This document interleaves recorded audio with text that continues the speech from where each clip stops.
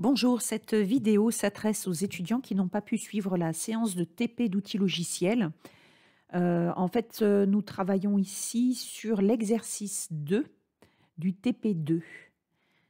Alors, tout d'abord, un petit rappel sur la méthode de Simpson, puisque cette méthode va nous être très utile pour cet exercice 2. Dans l'exercice 1, nous avions vu deux méthodes pour pouvoir programmer la méthode de Simpson sur le calcul approché d'une intégrale. Donc je vous rappelle que nous voulons calculer une valeur approchée d'une intégrale, de l'intégrale de f de x sur l'intervalle AB. D'accord? Donc pour cela, nous avons vu la méthode des rectangles et des trapèzes, mais la plus efficace va être la méthode de Simpson. Pourquoi? Parce que cette méthode va nous permettre d'approximer ici chaque bout de courbe par une parabole. Donc pour cela, il nous faut 3 points, puisque vous savez que l'équation d'une parabole, c'est un polynôme de degré 2, ax2 plus bx plus c, et que donc, il y a 3 paramètres à calculer, a, b et c, donc 3 points sont nécessaires. Donc voilà pourquoi nous allons devoir ici découper notre intervalle AB, notre intervalle d'intégration, en n sous-intervalles de même longueur h, et que ce nombre de sous-intervalles doit être pair pour pouvoir appliquer la méthode de Simpson. D'accord? Donc, vu qu'à chaque fois, il nous faut 2 intervalles pour pouvoir faire notre approximation. Alors, la méthode obtenue, donc je l'avais expliqué en séance de TD, la voici.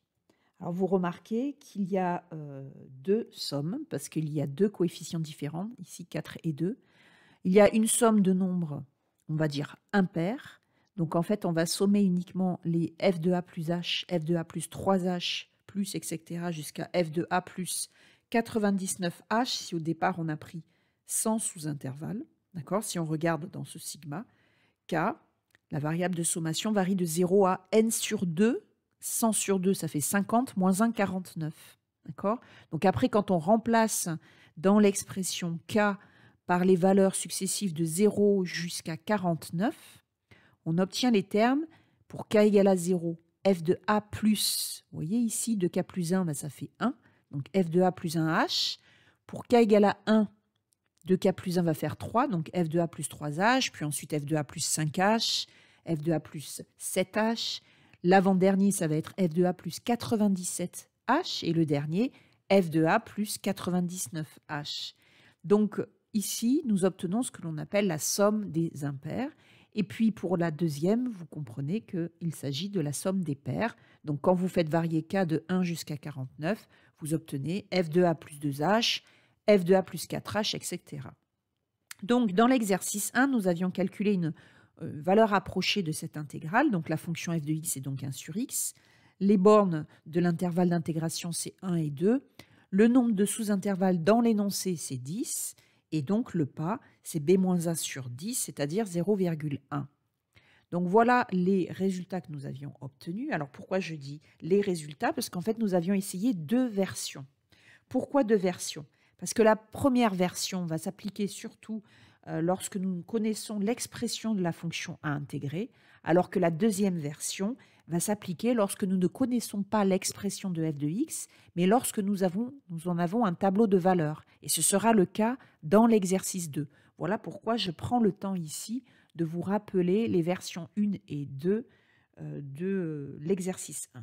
Donc ici, version 1, on connaît l'expression de f, donc il suffit ici de faire une colonne des images des nombres impairs, une colonne des images des nombres pairs, entre guillemets bien sûr. Et voilà, donc ça vous l'aviez fait, donc valeur exacte, valeur approchée. Valeur exacte, je rappelle que c'est ln de 2, ok, puisqu'il s'agit de l'intégrale de 1 sur x de 1 à 2, donc que l'on sait calculer. C'est justement le but du jeu, c'est de pouvoir comparer valeur exacte et valeur approchée. Et donc là, nous obtenions 3,10-6 comme incertitude absolue, c'est-à-dire la valeur absolue de la différence de la valeur exacte et de la valeur approchée.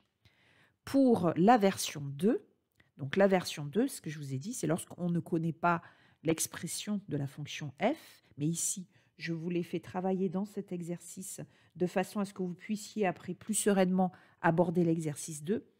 Donc en fait, on fait une colonne des A plus IH, des F de A plus IH, et la première colonne, nous allons récupérer que les images des A plus de KH, les images des pairs, si je puis dire entre guillemets, et dans la deuxième colonne, les images des impairs. Et donc, en fait, vous voyez que dès que I est pair, I c'est quoi? I c'est ceci, F de A plus IH, d'accord?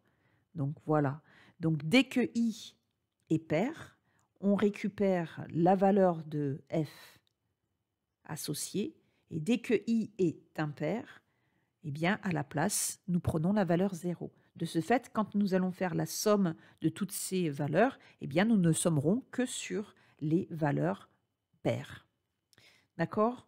Donc voilà pour test impair. Alors pour faire ce test ici, eh bien la syntaxe c'est si, alors égal bien sûr, si et point pair de la cellule contenant I, alors on prend la cellule contenant F de A plus IH, sinon, eh bien, on met 0 dans la cellule.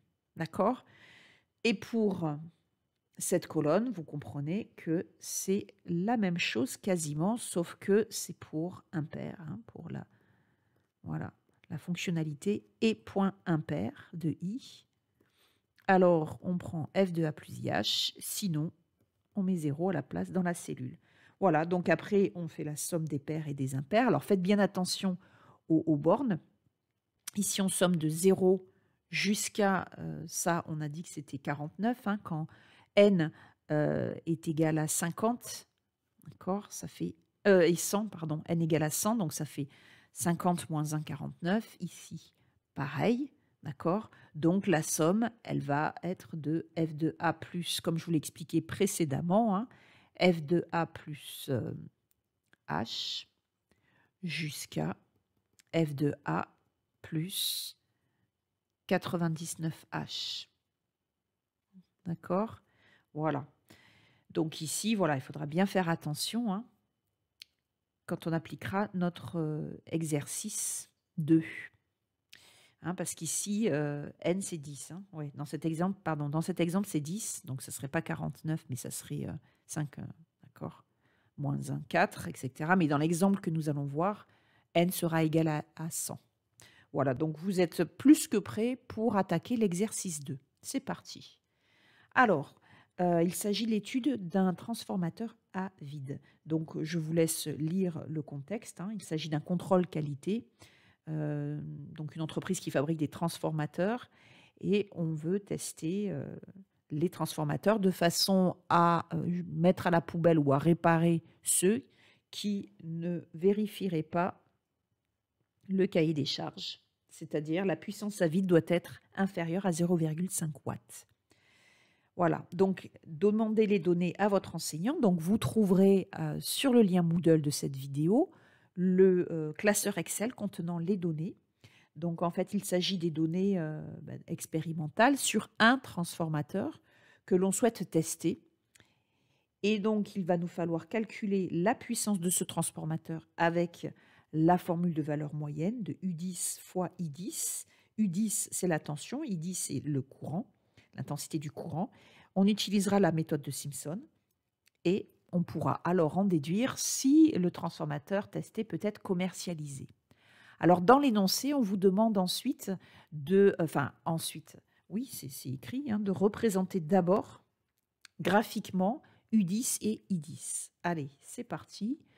Donc, voilà les données que vous avez obtenues. D'accord? Donc, faites attention parce que le temps ici est en millisecondes. Donc, pour tracer les deux courbes de la tension et du courant, nous allons d'abord insérer une colonne du temps en secondes. Alors, comment on fait ça?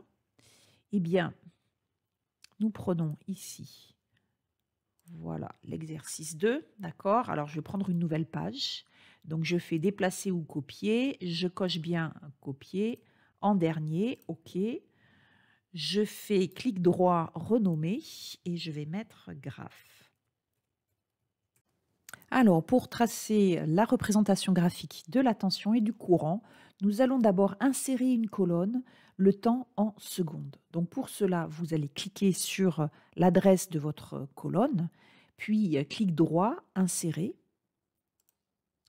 Et là, vous rentrez l'étiquette pour que ce soit plus clair à la lecture. Voilà, le temps en secondes, c'est ce que vous voulez mettre dans votre colonne. Allez, je vous laisse mettre sur pause, puis sur play. Alors, pour avoir le temps en secondes, vous faites égal la cellule à gauche multipliée par 10 puissance moins 3.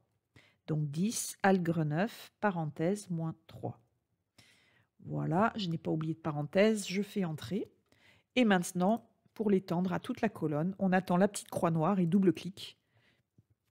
Et voilà, donc nous obtenons bien 0,2 secondes, millisecondes en secondes, ça fait 0,0002, etc. jusqu'à la fin.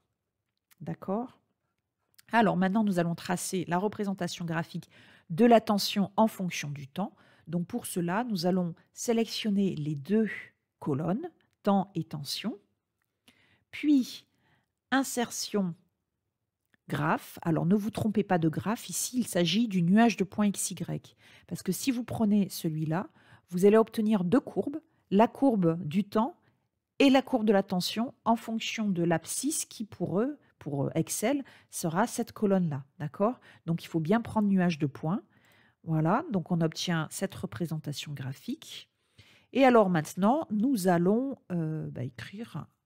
écrire l'axe des abscisses, donner un titre aux axes, axe des abscisses et axe des ordonnées. Alors pour cela, on fait plus, titre des axes. Donc là, pour l'ordonnée, puisqu'apparemment ça commence par l'ordonnée, nous allons écrire directement donc U10, parenthèse en volts, d'accord? Voilà. Et puis on clique sur titre de l'axe pour les abscisses et on va mettre T, parenthèse en secondes. Voilà. Donc voilà le graphe de la tension. Donc vous voyez que, oups, CTRL Z, je peux le bouger ici où je veux. Alors maintenant, je vous laisse faire la même chose pour le courant. Alors pour le courant, vous allez pareil, sélectionner d'abord la colonne du temps, d'accord? Ensuite, vous faites CTRL, vous appuyez sur CTRL, sur la touche CTRL, vous laissez appuyer et vous sélectionnez la deuxième colonne ici, donc l'intensité du courant. Voilà, vous relâchez tout. Et maintenant, toujours pareil, insertion, donc en point, d'accord, nuage de points, voilà, ici. Donc, vous le positionnez et vous allez mettre un titre aux axes. Donc, hop, pour l'axe des ordonnées, puisque ça commence par là, on va mettre U10, parenthèse, volt. D'accord. Ah non, c'est l'intensité, pardon, excusez-moi. Donc, I10, parenthèse, ampère, ampère, décidément. Hop, je vais y arriver. Voilà. Et pour le temps, T parenthèse seconde. Voilà, c'est fait. D'accord? Donc voilà vos deux graphes. Alors maintenant, nous allons calculer, c'est ce qu'on nous demande dans l'énoncé, la tension, la puissance de ce transformateur. Donc pour cela, nous allons ajouter une feuille de calcul Excel dans lequel nous allons appliquer la méthode de Simpson. Alors pour cela, vous allez ici faire un clic droit, déplacer ou copier. Voilà, on va faire en dernier, créer une copie, vous cochez sur la case, vous renommez en puissance, d'accord, puissance du transformateur, sous-entendu. Voilà, vous allez enlever ce graphe et celui-ci, et voilà, comme ça, vous pouvez profiter de votre colonne temps en secondes, vous n'avez pas à la recréer. Alors maintenant, ce que nous souhaitons faire, c'est calculer la puissance à vide de ce transformateur en utilisant la méthode de Simpson ici. D'accord? Donc si vous regardez bien dans cette méthode de Simpson, en fait, ici, ce sont les F de A plus IH, d'accord? Où I est impairs. Donc ça, c'est la somme des impairs. Et nous avons ici la somme des f de a plus IH. Hein, donc I, c'est 2K. Ici, I, c'est 2K plus 1, vous avez compris. Hein. Ou ici, donc, nous obtenons alors la somme des paires. Alors, qu'est-ce qu'il nous faut? Il nous faut la valeur de H. Il nous faut la valeur de A, de B. Il nous faut les valeurs de f de a plus IH.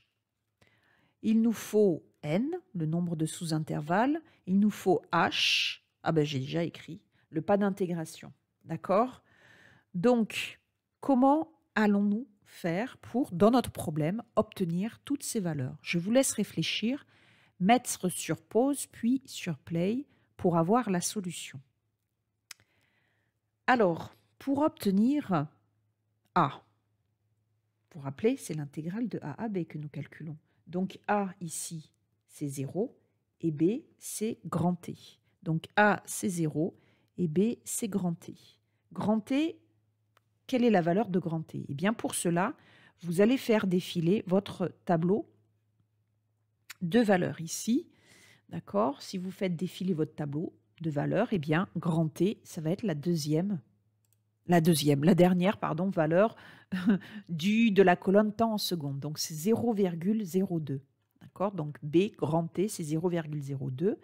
Et alors, H, le pas, eh bien, c'est 0,0002. OK? Donc, ici, nous allons obtenir, on a dit, ça, c'est 0,2. Et puis, H, c'est 0,0002 secondes. F de A plus IH. F de A plus IH, qu'est-ce qu'on intègre? Eh bien, c'est ça, la fonction f de t, c'est U10 fois I10. D'accord? Donc, en fait, il va falloir ici créer une colonne f de t, f de A plus IH, si vous préférez, qui va être U10 fois I10. D'accord? Donc, c'est facile, il suffit de cliquer sur la cellule U10 fois la cellule I10, et on étend la formule. Alors, il nous faut n. N, c'est le nombre de sous-intervalles, le nombre de valeurs. Et bien ici, vous allez avoir le nombre de valeurs de votre tableau. OK?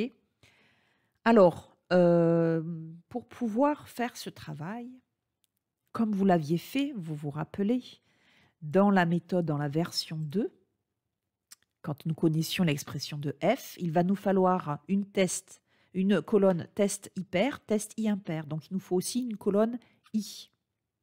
D'accord? Donc, il nous faut une colonne I. Ça, ce sera la colonne du temps en secondes. Et puis, après, vous faites le reste. Je vous laisse mettre sur pause, puis sur play pour avoir la solution. Alors, la solution, donc, je récapitule. Il vous faut donc une colonne f de A plus IH, une colonne test I pair, une colonne test I impair. D'accord?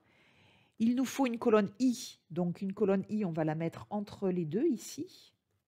Ça, c'est plus le temps, c'est A plus IH si vous préférez, hein, avec les notations de la formule de Simpson. Voilà, donc vous insérez toutes ces cellules. Et puis, à la fin, tout en bas, vous allez mettre, comme on l'avait fait, la puissance. Et dans la puissance, vous allez inscrire dans la cellule à côté la formule de Simpson. Voilà, je vous laisse mettre sur pause puis sur play pour avoir la solution. Alors, la solution, donc c'est parti pour le calcul de la puissance. Donc, on a dit qu'il nous faut ici une cellule f de A plus IH.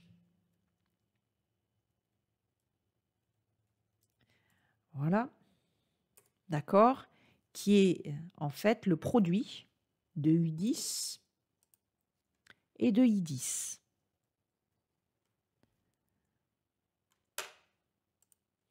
Voilà. Et maintenant, on étend la formule.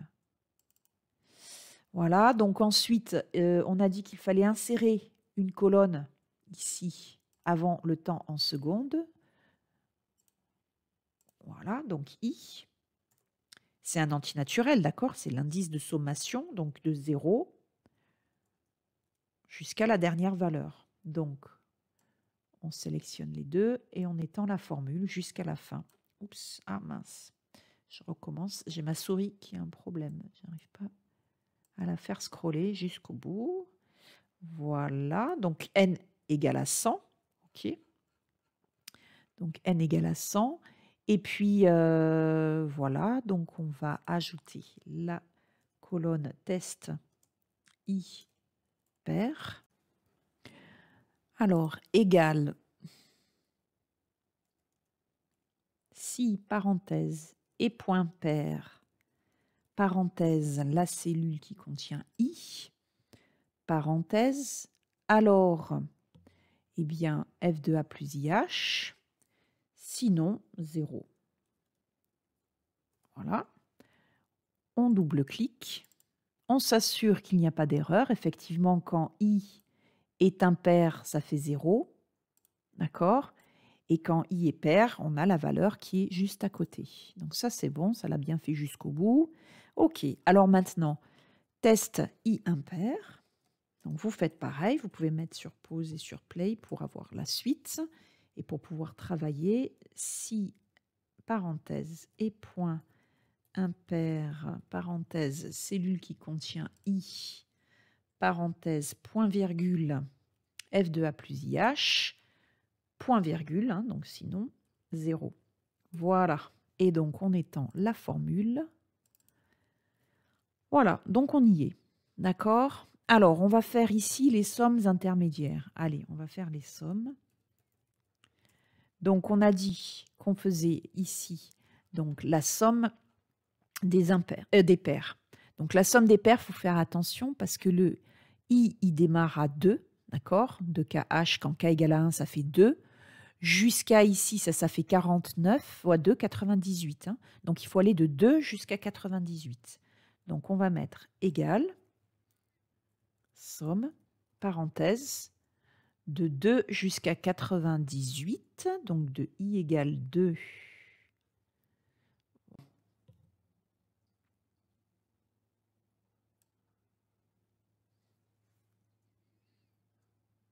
Jusqu'à 98. Voilà. D'accord. On ferme la parenthèse. Attention, je suis en majuscule. Voilà. Et là, on va faire pareil avec la somme des impairs. Donc, les impairs, ils sont de i égale ici. D'accord. Donc, k égale 0, donc on démarre à 1.